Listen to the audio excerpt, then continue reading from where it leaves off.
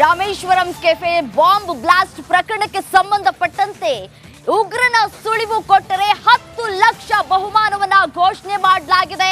NIA ತನಿಖಾ ತಂಡ ಇದೀಗ 10 ಲಕ್ಷ ರೂಪಾಯಿ ಬಹುಮಾನ ಘೋಷಣೆಯನ್ನ ಮಾಡಿರುವಂತದ್ದು. ಕೆಫೆ ಸ್ಫೋಟ ಕೇಸ್ನಲ್ಲಿ ಅತಿ ದೊಡ್ಡ ಅಪ್ಡೇಟ್ ಇದು. ಈ ಒಂದು ಉಗ್ರರನ್ನ ಹಿಡಿದುಕೊಟ್ರೆ ಉಗ್ರನ ಸುಳಿವನ್ನ ಕೊಟ್ಟವರಿಗೆ 10 ಲಕ್ಷ ಬಹುಮಾನವನ್ನ ಘೋಷಣೆ ಮಾಡಲಾಗಿರುವಂತದ್ದು. ಎನ್ಐಎ ತನಿಖಾ ತಂಡದವರು ಬಹುಮಾನವನ್ನ ಘೋಷಣೆ ಮಾಡಿದ್ದಾರೆ. ಇದೀಗ ಆತನ ಜಾಡನ್ನ ಹಿಡಿದುಕೊಟ್ಟವರಿಗೆ ಸುಳಿವನ್ನ ನೀಡಿದವರ ಗುರುತನ್ನ ಗೌಪ್ಯವಾಗಿ ಕೂಡ ಇಡಲಾಗುತ್ತೆ. ಬಹುಮಾನವನ್ನ ಘೋಷಿಸಿದ ಪ್ರಕಟಣೆಯನ್ನ ಹೊರಡಿಸಿದ್ದಾರೆ ಎನ್ಐಎ ಅಧಿಕಾರಿಗಳು. ಕೆಫೆ ಸ್ಫೋಟ ಸಂಭವಿಸಿ 6 ದಿನ ಕಳೆದರೂ ಕೂಡ ಉಗ್ರನ ಸುಳಿವು ಇನ್ನೂ ಕೂಡ ಸಿಕ್ಕಿಲ್ಲ. ಉಗ್ರನ ಜಾಡು ಹಿಡಿಯೋದಕ್ಕೆ ಎನ್ಐಎ ಹೊಸ ಐಡಿಯಾ ಒಂದನ್ನ ಇದೀಗ ಹುಡುಕಿಕೊಂಡಿದೆ. ಉಗ್ರನ ಜಾಡು ಹಿಡಿದುಕೊಟ್ಟವರಿಗೆ 6 ಲಕ್ಷ ರೂಪಾಯಿ ಬಹುಮಾನವನ್ನ ಘೋಷಣೆ ಮಾಡಲಾಗ್ತಾ ಇರುವಂತದ್ದು. ಆತ ಯಾರು ಅನ್ನೋದ್ರ ಕುರಿತು ಮಾಹಿತಿಯನ್ನ ಕೊಟ್ರೆ, ಯಾರು ಹೇಳಿದ್ರು ಅನ್ನೋದ್ರ ಕುರಿತು ನಾವು ಎಲ್ಲೂ ಕೂಡ ಸುಳಿವನ್ನ ಬಿಟ್ಟು ಕೊಡೋದಿಲ್ಲ. ಅದು ಯಾರೇ ಆಗಿದ್ರೂ ಸರಿ, ಅದನ್ನ ಗೌಪ್ಯವಾಗಿ ಇಡಲಾಗುತ್ತೆ ಅಂತ ಹೇಳಿ ಎನ್ಐಎ ಅಧಿಕಾರಿಗಳು ಹೇಳಿದ್ದಾರೆ.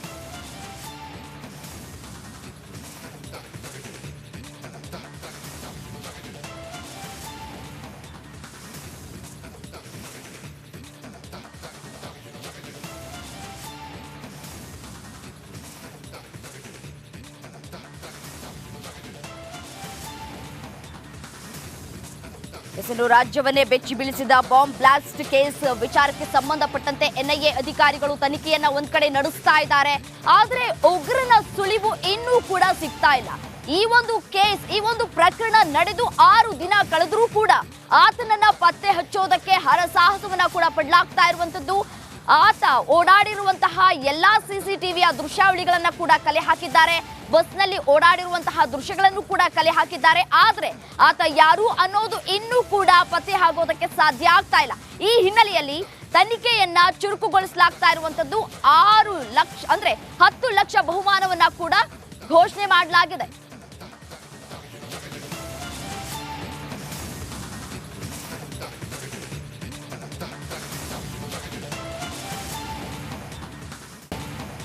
ಈ ಕುರಿತು ಮತ್ತಷ್ಟು ಡೀಟೇಲ್ಸ್ ಕೊಡ್ತಾ ಹೋಗ್ತಾರೆ ನನ್ನ ಇಬ್ಬರು ಕಲಿಗರು ಲೈವ್ ಅಲ್ಲಿ ಜಾಯಿನ್ ಆಗ್ತಾ ಇದ್ದಾರೆ. ಮಾದೇಶ್, ಅದೇ ರೀತಿಯಾಗಿ ಅಜಯ್, ನಾನು ಮೊದಲಿಗೆ ಮಾದೇಶ್ ಹತ್ರ ಹೋಗ್ತೀನಿ. ಇನ್ನು ಮಾದೇಶ್, ಎನ್ಐಎ ಅಧಿಕಾರಿಗಳು ಈಗಾಗಲೇ ತನಿಖೆಯನ್ನ ಶುರು ಮಾಡಲಾಗಿರುವಂತದ್ದು.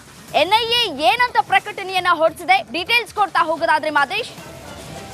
ರಮ್ಯಾ, ರಾಮೇಶ್ವರಂ ಕೆಫೆಯಲ್ಲಿ ಬಾಂಬ್ ಬ್ಲಾಸ್ಟ್ ಪ್ರಕರಣ ಆಗಿ ಇವತ್ತಿಗೆ 6 ದಿನ ಆಯಿತು. ಅವತ್ತಿನಿಂದಲೂ ಕೂಡ ಸಿಸಿಬಿ ಪೊಲೀಸರು ಮತ್ತು ಎನ್ಐಎ ಅಧಿಕಾರಿಗಳು ತನಿಖೆಯನ್ನು ನಡೆಸಿದ್ದಾರೆ.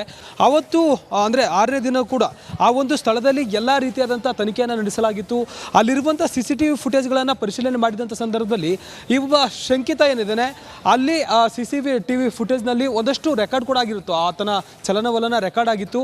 ಎಂಟ್ರಿ ಮತ್ತು ಎಕ್ಸಿಟ್ ಬಿಟ್ಟರೆ ನಂತರ ಆತ ಎಲ್ಲೋಗಿದ್ದಾನೆ ಅಂತ ಒಂದು ಸಣ್ಣ ಸುಳಿವು ಕೂಡ ಇಟ್ಟಿರಲಿಲ್ಲ. ಜೊತೆಗೆ ಆತನ ಒಂದು ಔಟ್ಫಿಟ್ ನೋಡೋದಾದರೆ ಆತನ ಕರೆಕ್ಟಾಗಿ ಗುರುತು ಸಿಗದ ರೀತಿಯಲ್ಲಿ ಆತ ಪ್ರೀಪ್ಲ್ಯಾಂಡ್ ಆಗಿ ಬಂದಿದ್ದ. ಕ್ಯಾಪ್ ಧರಿಸಿ ಮತ್ತು ಕನ್ನಡಕ್ಕೆ ಹಾಕ್ಕೊಂಡು ಕಂಪ್ಲೀಟಾಗಿ ಗುರುತು ಸಿಗದ ರೀತಿಯಲ್ಲಿ ಮಾಸ್ಕ್ ಕೂಡ ಹಾಕಿದ್ದ. ಈ ಎಲ್ಲವನ್ನು ಕೂಡ CCB ಪೊಲೀಸರು ಮತ್ತು ಎನ್ಐಎ ಅಧಿಕಾರಿಗಳು ಪ್ರತಿಯೊಂದನ್ನು ಕೂಡ ತನಿಖೆ ನಡೆಸಿದ ಸಂದರ್ಭದಲ್ಲಿ ಸುಮಾರು 1000ಕ್ಕೂ ಹೆಚ್ಚು CCTV ಫುಟೇಜ್ಗಳನ್ನು ಪರಿಶೀಲನೆ ಮಾಡುವಂಥ ಕೆಲಸ ಮಾಡಿದರು. ಅಂದರೆ ರಾಮೇಶ್ವರಂ ಕೆಫೆ ಸುತ್ತಮುತ್ತಲು ಇರುವಂತಹ ಸುಮಾರು 20 ಕಿಲೋಮೀಟರ್ ಸರೌಂಡಿಂಗ್ನಲ್ಲಿರುವಂಥ ಎಲ್ಲ ಜಾಗಗಳಲ್ಲೂ ಕೂಡ ಅಲ್ಲಿರುವಂಥ ಅಂಗಡಿಗಳಾಗಿರ್ಬೋದು, PGಗಳಾಗಿರ್ಬೋದು ಎಲ್ಲವನ್ನು ಕೂಡ ಪರಿಶೀಲನೆ ನಡೆಸಿ ಆತನ ಐಡೆಂಟಿಫಿಕೇಶನ್ಗಾಗಿ ಎಲ್ಲ ಪ್ರಯತ್ನ ಕೊಟ್ಟು ಫೈನಲಿ ಈ ಒಂದು ಪ್ರಯತ್ನವನ್ನು ಮಾಡಿದ್ದಾರೆ. ಅಫಿಷಿಯಲ್ ಪೇಜ್ನಲ್ಲಿ ಆತನ ಬಗ್ಗೆ ಹುಡುಕಿ ಕೊಟ್ಟವರಿಗೆ 10 ಲಕ್ಷ ರೂಪಾಯಿ ಬಹುಮಾನ ಕೊಡ್ತೀವಿ ಅಂತೇಳಿ ಅಫಿಷಿಯಲ್ ಆಗಿ ಎನ್ಐಎ ಅನೌನ್ಸ್ ಮಾಡುವಂಥ ಕೆಲಸವನ್ನು ಮಾಡಲಾಗಿದೆ. ರಮ್ಯಾ, ಓಕೆ, ಮಾದೇಶ್ ಹಾಗೆ ಸಂಪರ್ಕದಲ್ಲಿ ಮತ್ತೊಂದು ಕಡೆ ಅಜಯ್ ಕೂಡ ಲೈವ್ನಲ್ಲಿ ಜಾನಾಗಿದ್ದಾರೆ. ಅಜಯ್, ಸುಳಿವು ಸಿಗಬಹುದಾ ಜನರಿಗೆ? ಯಾಕಂತಂದ್ರೆ ಒಂದು ರೀತಿಯಲ್ಲಿ ಮುಖಚೇಹರೆ ಕಷ್ಟ ಆಗ್ತಿದೆ. ಸೊ ಹಾಗಾಗಿ ಯಾವ ರೀತಿ ಸುಳಿವು ಕೊಡ್ಬೋದು, ಕೊಟ್ಟರು ಕೂಡ ಅಂತೇಳಿ ಸಾಧ್ಯನಾ ಅದು?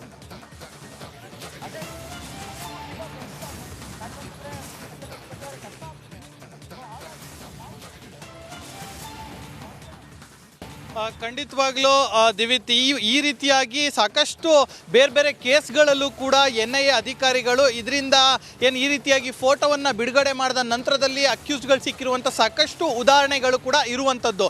ಸೊ ಹೀಗಾಗಿ ಈ ವಿಚಾರ ಏನಿದೆ ಇದು ನಿಜಕ್ಕೂ ಕೂಡ ವರ್ಕ್ ಆಗತ್ತೆ ಅನ್ನೋದು ಕೂಡ NIA ಅಧಿಕಾರಿಗಳ ಗಮನದಲ್ಲಿರುವಂಥದ್ದು. ಸೊ ಹೀಗಾಗಿ ಅವರು ಈಗ ರಿಸ್ಕ್ ತಗೊಳ್ಳೇಬೇಕಾಗತ್ತೆ, ಯಾಕಂದರೆ ಒಂದು ವಾರ ಆಗಿದೆ, ಇನ್ನೂ ಕೂಡ ಅಕ್ಯೂಸ್ಗಳು ಸಿಕ್ಕಿಲ್ಲ, ಇದು ಅನಿವಾರ್ಯ ಆಗಿರುವಂಥದ್ದು. ಸೊ ಹೀಗಾಗಿ ಆತನ ಒಂದು ಚಹರೆಯನ್ನು ಅಂದರೆ ಆತ ಫೋಟೋವನ್ನೇ ಈಗಾಗಲೇ NIA ಅಧಿಕಾರಿಗಳು ಈಗಾಗಲೇ ರಿವೀಲ್ ಮಾಡಿರುವಂಥದ್ದು.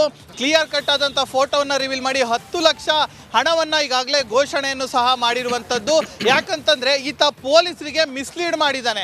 ಯಾವುದೇ ಪ್ರಕರಣದಲ್ಲಾದರೂ ಕೂಡ ಯಾವುದೇ ಒಂದು ಸ್ವಲ್ಪ ಚಹರೆ ಸಿಕ್ಕಿಲ್ಲ ಅಂದರೂ ಕೂಡ ಪೊಲೀಸರಾಗಿರ್ಬೋದು NIA ಆಗಿರ್ಬೋದು ಹಿಡಿತಾರೆ. ಆದರೆ ಇಲ್ಲಿ ಆತ ಮೊಬೈಲ್ ಯೂಸ್ ಮಾಡಿರೋ ಥರ ಇಲ್ಲಿ ಮಿಸ್ಲೀಡ್ ಮಾಡಿದ್ದಾನೆ. ಸೊ ಹೀಗಾಗಿ ಇದು ದೊಡ್ಡ ತಲೆನೋವಾಗಿ ಈಗ ಪೊಲೀಸರಿಗಾಗಿರ್ಬೋದು ಮತ್ತು NIAಗಾಗಿರಬಾರ್ದು ಪರಿಣಮಿಸಿರುವಂಥದ್ದು. ಸೊ ಹೀಗಾಗಿ ಈಗ ಏನು ಮಾಡೋದಕ್ಕಾಗದೇ ಇಲ್ಲ ಅನ್ನೋ ಒಂದು ನಿಟ್ಟಿನಲ್ಲಿ ಅವರು ಈಗ ಈ ಆಪ್ಷನ್ ಬಿಟ್ಟು ಬೇರೆ ಇಲ್ಲ ಅಂತ ಹೇಳಿ ಈಗಾಗಲೇ ಫೋಟೋವನ್ನು ರಿವೀಲ್ ಮಾಡಿರುವಂಥದ್ದು. ಸೊ ಹೀಗಾಗಿ ಆತ ಎಲ್ಲೇ ಇದ್ರೂ ಕೂಡ ಯಾವುದೇ ಬೇರೆ ಡಿಸ್ಟಿಕ್ ಆಗಿರ್ಬೋದು, ಬೇರೆ ರಾಜ್ಯಗಳಲ್ಲಾಗಿರ್ಬೋದು, ಈತನ ಒಂದು ಫೋಟೋವನ್ನು ನೋಡಿದ್ರೆ ನಿಮಗೂ ಕೂಡ ಬಹುಮಾನವನ್ನು ಘೋಷಣೆ ಮಾಡಿದೀವಿ ಅಂತ ಹೇಳಿ ಕೂಡ ಈಗಾಗಲೇ ರಿವಾರ್ಡ್ ಅನ್ನು ಕೂಡ ಏನು ಮೆಸೇಜ್ ಅನ್ನು ಕೂಡ ಈಗಾಗಲೇ ಪಾಸ್ ಮಾಡಿರುವಂಥದ್ದು. ಇನ್ನು ಮುಂದಿನ ದಿನಗಳಲ್ಲೂ ಕೂಡ ಆತನ ಬಗ್ಗೆ ಏನಾದರೂ ಮಾಹಿತಿ ಸಿಕ್ಕಿದ್ರೆ NIAಗೆ ಏನು ಜನರು ಕೂಡ ಕೊಡಬೇಕು ಅಂತ ಕೂಡ ಸದ್ಯ ಮನವಿಯನ್ನ ಸಹ ಮಾಡಿರುವಂಥದ್ದು. ಥ್ಯಾಂಕ್ ಯು ಅಜಯ್ ನಿಮ್ಮೆಲ್ಲ ಮಾಹಿತಿಗಾಗಿ.